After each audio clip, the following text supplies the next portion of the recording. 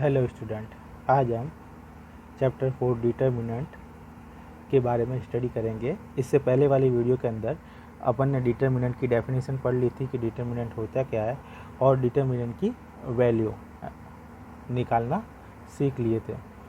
Determinant की value के अंदर अपन ने फर्स्ट ऑर्डर, सेकंड ऑर्डर और थर्ड ऑर्डर डिटर्मिनेंट है उसको कैसे सॉल्व करते हैं, उसकी कैसे वैल्यू फाइंड करते हैं वो अपन ने देखा था।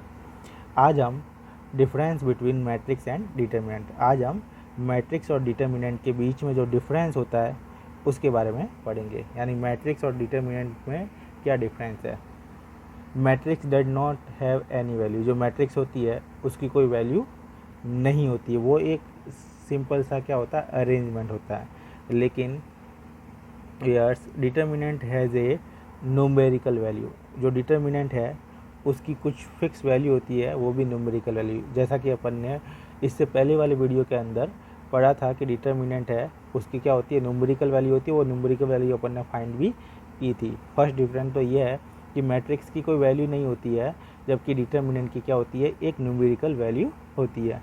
सेकंड डिफरेंस है matrix is of any order, matrix किसी की भी ऑर्डर की हो सकती है, 1 into 2, 2 into 3, 3 into 3, 4 into 5, 5 into 6, बहुत सारे ऑर्डर है, किसी भी ऑर्डर की मैट्रिक्स हो सकती है। लेकिन डिटर्मिनेंट सभी ऑर्डर की नहीं होती है। डिटर्मिनेंट क्या होती है, n into n only. Determinant का जो ऑर्डर होगा वो n इंटू एन, यानी 3 इंटू 3, 4 इंटू 4, 5 इंटू 5 यानी स्क्वायर मैट्रिक्स में होगी, जिसमें रो और कॉलम के नंबर क्या होंगे, सेम। ये किसी भी ऑर्डर में नहीं हो सकती है, इसका ऑर्डर केवल n इंटू एन के ऑर्डर में ही होगा, केवल डिटर्मिनेंट का। Second difference. इसका थर्ड डिफरेंस है the matrix change if its row and column, जब मैट्रिक्स के रो की जगह कॉलम और कॉलम की जगह रो लिखते हैं, यानी उसका ट्रांसपोज कर देते हैं, रो और कॉलम को चेंज करते हैं, तो मैट्रिक्स की वैल्यू के अंदर चेंज होता है। मैट्रिक्स में रो की जगह कॉलम और कॉलम की जगह रो लिखते हैं तो मैट्रिक्स की वैल्यू में क्या आ जाता है, चेंज आता है। मैट्रिक्स की वैल्यू वो की वो नहीं रहती। जबकि डिटर्मिनेंट के अंदर रो और कॉलम को एक दूसरे से इंटरचेंज करने पे उसकी वैल्यू में कोई चेंज नहीं आता है, वैल्यू अनचेंज रहती है। ये आपके third difference. Matrix change if its row and column are interchange, जब रो और कॉलम को इंटरचेंज करोगे तो मैट्रिक्स क्या हो जाएगी, चेंज हो जाएगी। But the value of determinant remain unchange, determinant की जो वैल्यू है अनचेंज होगी if its row and column are interchange, जब रो और कॉलम को इंटरचेंज करेंगे फिर भी डिटर्मिनेंट की वैल्यू क्या होती है, अनचेंज होती है। जबकि मैट्रिक्स की वैल्यू क्या हो जाती है, चेंज हो जाती है। तीन डिफरेंस इसके अंदर पड़े। पहला डिफरेंस है कि मैट्रिक्स की कोई वैल्यू नहीं होती है, जबकि डिटर्मिनेंट की वैल्यू होती है। सेकंड डिफरेंस है मैट्रिक्स किसी भी ऑर्डर में हो सकती है, जबकि डिटर्मिनेंट का जो ऑर्डर है n इंटू एन ऑर्डर में ही हो सकती है। थर्ड एंड लास्ट डिफरेंस है कि इसके रो और कॉलम को चेंज करने पर, मैट्रिक्स के रो और कॉलम को चेंज करने पर matrix will be change, matrix भी चेंज होगी। जबकि डिटर्मिनेंट के रो और कॉलम को चेंज करने पे डिटर्मिनेंट चेंज, डिटर्मिनेंट की जो वैल्यू वो आपकी अनचेंज रहती है, वो चेंज नहीं होगी। अब आगे देखते हैं माइनर एंड को factor of A determinant. Determinant के अंदर दो वर्ड्स और आते हैं, माइनर और को फैक्टर। माइनर क्या होता है, को फैक्टर क्या होता है, वो अपन इस वीडियो के अंदर पढ़ेंगे। तो सबसे पहले पढ़ते हैं माइनर के बारे में। माइनर ऑफ ए डिटर्मिनेंट, जैसे कोई एग्जाम्पल में एक डिटर्मिनेंट ले लेते हैं, कोई भी मान लो एलिमेंट्स, जनरल एलिमेंट्स मान लेते हैं A11, A12, A13, A21, A22, A23। इसमें कॉलम थर्ड है तो रो भी आपको कितनी लेनी है, 3 ही लेनी है, नहीं तो आपके वो डिटर्मिनेंट होगी ही नहीं। 31, 32, 33, ये मैंने 3 इंटू 3 ऑर्डर की कोई एक डिटर्मिनेंट ए ले लिया। ये डिटर्मिनेंट ए है जिसका ऑर्डर क्या, 3 इंटू 3। अब माइनर निकालते हैं, प्रत्येक एलिमेंट्स का एक माइनर होता है।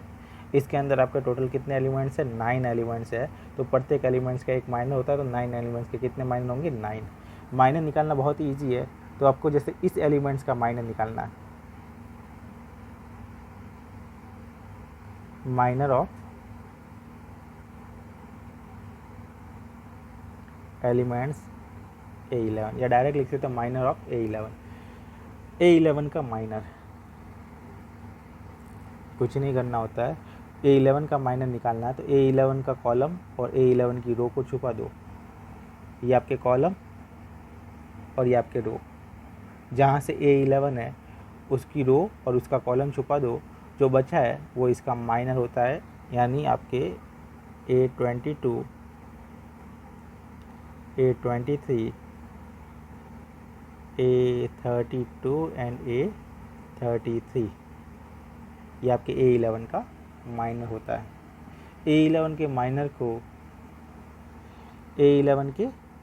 यहाँ पे A स्मॉल है, A11 के माइनर को अपन कैपिटल A11 लिख सकते हैं या फिर M11।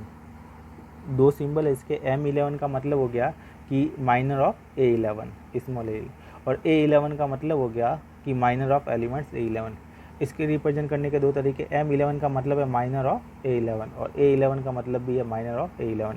A से भी रिप्रेजेंट करते हैं और M से भी रिप्रेजेंट करते हैं। M11 का मतलब है माइनर ऑफ A11 और A11 का मतलब भी है माइनर ऑफ A11। जिससे रिप्रेजेंट करना चाहो उससे रिप्रेजेंट कर सकते हैं। जैसे मुझे इसका माइनर निकालना, सबका निकलता है, सारा का नहीं निकालेंगे अपन, एक दो एलिमेंट्स का निकाल के देख लेते हैं। A22 का माइनर निकालना है तो अपन लिखेंगे A22। इसका मतलब है माइनर ऑफ एलिमेंट्स A22, और इसका माइनर होगा 22 वाली रो और कॉलम को छुपा दो, ये आपके कॉलम और ये आपके रो छुपा दो। जो दिख रहा है इस कॉलम को और इसको हटाने के बाद जो दिख रहा है आपके पास में दिखेगा A11, A13, फिर यहाँ पे दिखेगा A31 और यहाँ पे दिखेगा A33, यानी कि A22 वाला है, इसका आपको कॉलम और इसकी रो छुपा देनी है, क्रॉस कर देना है। उसके बाद में जो चार एलिमेंट्स दिखेंगे वो चार एलिमेंट्स को लिख दो, वो आपके क्या हो जाएगा, माइनर ऑफ A22। तो ये आपके A22 का माइनर हो जाएगा। वैसे सबके माइनर निकाल सकते हैं, A13 का जो भी है आपको किसी भी एलिमेंट्स का माइनर इजीली निकाल सकते हैं। ये तो आपके जनरल फॉर्म है। अब कोई एग्जांपल लेके माइनर अपन निकालते हैं। एक कोई एग्जांपल ले लेते हैं।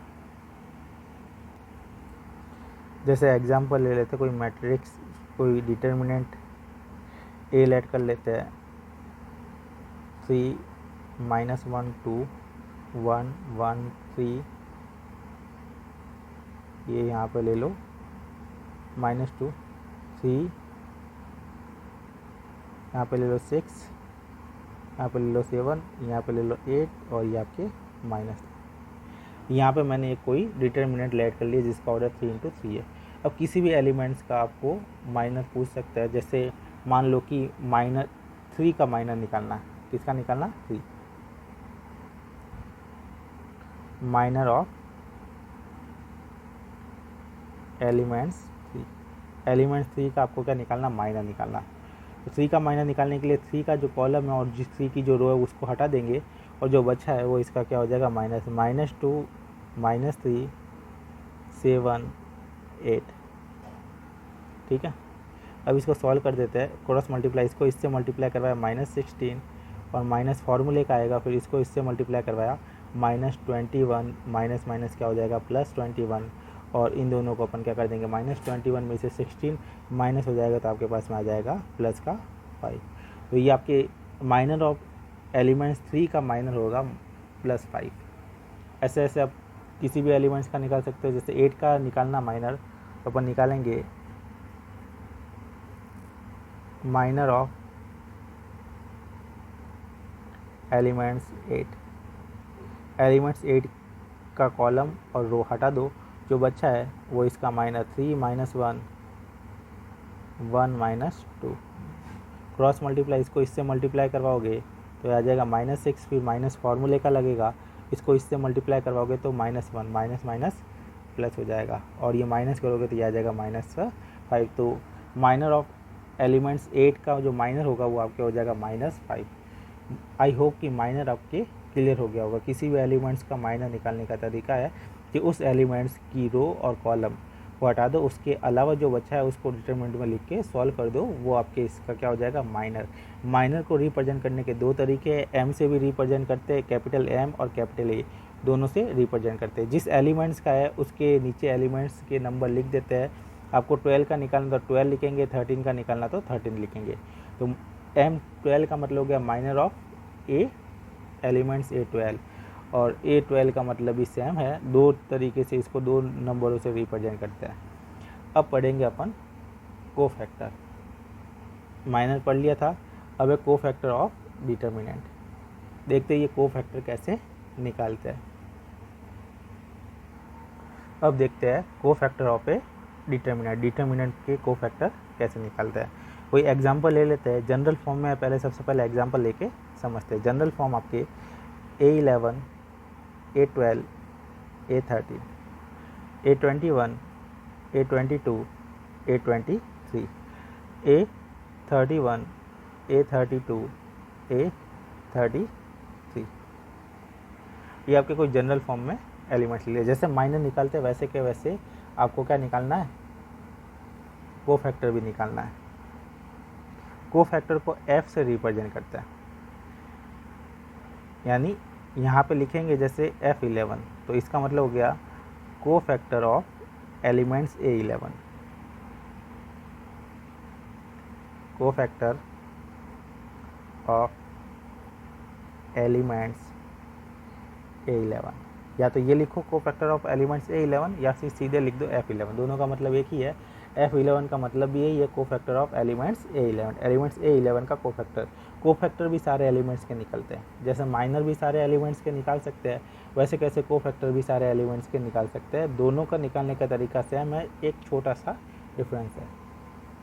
माइनर निकालने में अपन सिंबल नहीं लेते हैं, जबकि कोफैक्टर निकालने में अपन सिंबल का यूज लेंगे। जैसे A11 का आपको क्या निकालना है, कोफैक्टर निकालना है, तो सेम टू सेम है। जैसे माइनर कैसे निकाला था वैसा का वैसा निकालना है।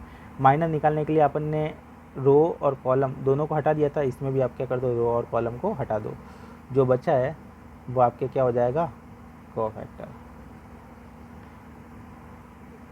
A32 और A33 माइनर भी सेम तरीके से निकाला था, तो कोफैक्टर भी अपन इसी तरीके से निकाल। डिफरेंस क्या है वो ध्यान से देखना। यहाँ तक तो माइनर में भी करना था, A11 का माइनर निकालना था तो सेम तरीके से ऐसा ही करना था, और A11 का कोफैक्टर निकालना, तो यहाँ तक तो करना है। कोफैक्टर में एक चीज़ एक्स्ट्रा है सिंबल का, यानी -1 की पावर, -1 की पावर लेनी है। जो एलिमेंट्स लिया है, जिस नंबर पे आ रहा है, ये 11 नंबर पे आ रहा है, तो यहाँ पे आप 1 + 1 कर दो, जो आ रहा है ना 1 + 1। अगर इनका सम इवन नंबर आएगा तो ये सिंबल आ जाएगा पॉजिटिव, अगर सम ऑड नंबर आएगा तो सिंबल क्या आ जाएगा, नेगेटिव। केवल सिंबल ही लेना है यहाँ पे आप डायरेक्ट भी सिंबल ले सकते हो। अगर यहाँ पे सम दिख रहा है इवन नंबर में, तो ये आपके +1 आएगा, यानी पॉजिटिव सिंबल आएगा। अगर यहाँ पे सम 12 होता, यानी सम ऑड नंबर में होता, तो आपके ये क्या आता, नेगेटिव आता। बस सिंबल एक्स्ट्रा लेना होता है। जैसे मैं एक और निकाल लेता F12, ठीक है। F12 के अंदर 12 वाले एलिमेंट्स का कॉलम और रो छुपा दो, जो बच्चे वो लिख दो 21 31 23 33, ठीक है। यहाँ तक तो सेम है। अब यहाँ पे -1 की पावर 1 + 2 करूँगा, ये देखो -1 की पावर 1 + 1, यानी -1 की पावर क्या हो जाएगी, 2। और ये अंदर वाला ऐसा कैसा, A12 23 A32 A33, even number में तो ये क्या हो जाएगा, +1 हो जाएगा। यानी कि ये आपके पास में ये आएगा A22 A23 A32 A33, ठीक। अब इसका देखते हैं, यहाँ पे इन दोनों का सम हो रहा है 3। फिर अंदर वाला ऐसा कैसा लिखते हैं, A21 A23 A31 A33, और यहाँ पे आपका आ जाएगा माइनस। ऑड नंबर में पावर है तो -1 आता है, और इवन नंबर में पावर है तो प्लस आएगा। अब ये लिख देते हैं A21 A23 A31 A33, ये आपके कोफैक्टर आ गया। कोफैक्टर और माइनर में डिफरेंस समझ में आ गया। कोफैक्टर के अंदर आपको सिंबल भी लेना है, जो साइन है वो भी लेना है, पॉजिटिव नेगेटिव। माइनर के अंदर पॉजिटिव नेगेटिव साइन का कोई महत्व नहीं होता, उसमें अपन साइन का ध्यान नहीं रखते हैं, जबकि को फैक्टर के अंदर अपन साइन का ध्यान रखते हैं। ये आपके जनरल फॉर्म में अपन ने एग्जांपल लिया है। अब अपन कोई एग्जांपल ले लेते हैं वैल्यू में, जैसे कि 3 2 1 5 6 7 1 -1 -2 -3। ये मैंने कोई ए डिटरमिनेंट ले ली वैल्यू। आपको निकालना है F11 वाले एलिमेंट्स ये हैं। इसको अपन लिख सकते हैं को फैक्टर ऑफ एलिमेंट्स 3 का ये को फैक्टर है।